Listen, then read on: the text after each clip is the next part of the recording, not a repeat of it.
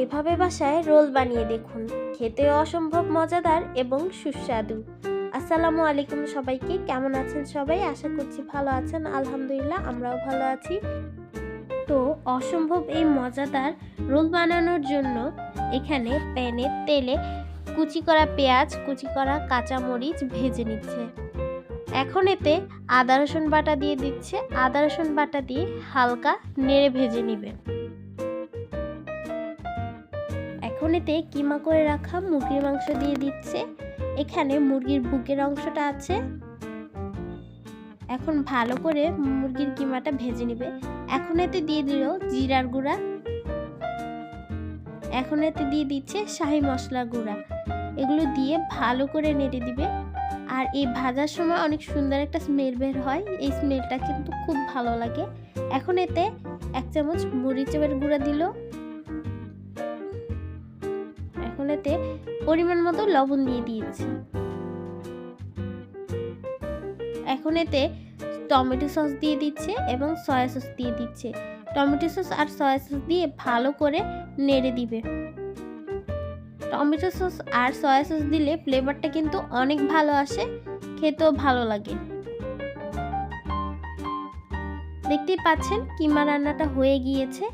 এখন আগে থেকে গ্রেট করে রাখা গাজর আর পেঁপে দিয়ে দিচ্ছে। পেঁপে আর গাজর দিয়ে ভালো করে নেড়ে দিবে। ভালো করে নাড়তে হবে যাতে নিচে লেগে না যায়। এখন এতে গুলে রাখা কর্নফ্লাওয়ার দিয়ে দিচ্ছে, দিয়ে ভালো করে নেড়ে দিতে হবে। এই যে রোলের ভিতরে পুরটা রেডি হয়ে গিয়েছে। এখন রোলের জন্য ব্যাটারটা বানাবে।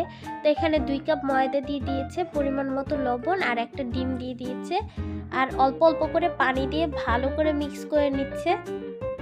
এটাতে একেবারে পানি দেওয়া যাবে না, এতে অল্প অল্প করে পানি দিতে হবে। এই যে ব্যাটারটা গুলানো অনেকটা হয়ে এসেছে, আর দেখতেই পাচ্ছেন কেমন হয়েছে। এখন এগুলো শীট বানিয়ে নিবে। প্যানে হালকা তেল ব্রাশ করে নিয়েছে। এখন দেখতেই পাচ্ছেন কিভাবে এই শীটগুলো বানানো হচ্ছে, ঠিক এভাবে বানাবেন। এখন একটা ঢাকনা দিয়ে ঢেকে দিবে। এই যে শীট বানানো হয়ে গিয়েছে, এখন এগুলো তুলে নেবে। এভাবে প্রত্যেকটা শীট বানিয়ে নেবেন। এই যে প্রত্যেকটা শীট ঠান্ডা করে এখন এতে সাইডে অল্প অল্প করে পুর দিয়ে দিবে।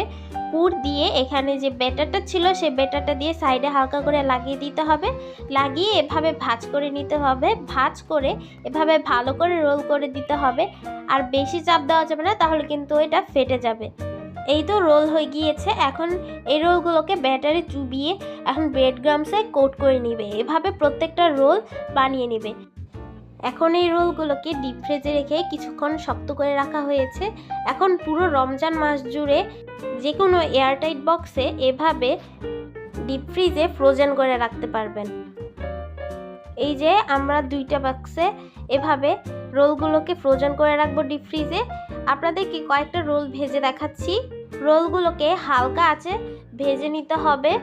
এই যে আমাদের রোল ভাজা হয়ে গিয়েছে। এখন এগুলোকে উঠিয়ে নেবে। উঠিয়ে সুন্দর করে পরিবেশন করুন ইফতারিতে বা অতিথি আপ্যায়নে। ভালো থাকবেন সবাই। আল্লাহ হাফেজ। আসসালামু আলাইকুম।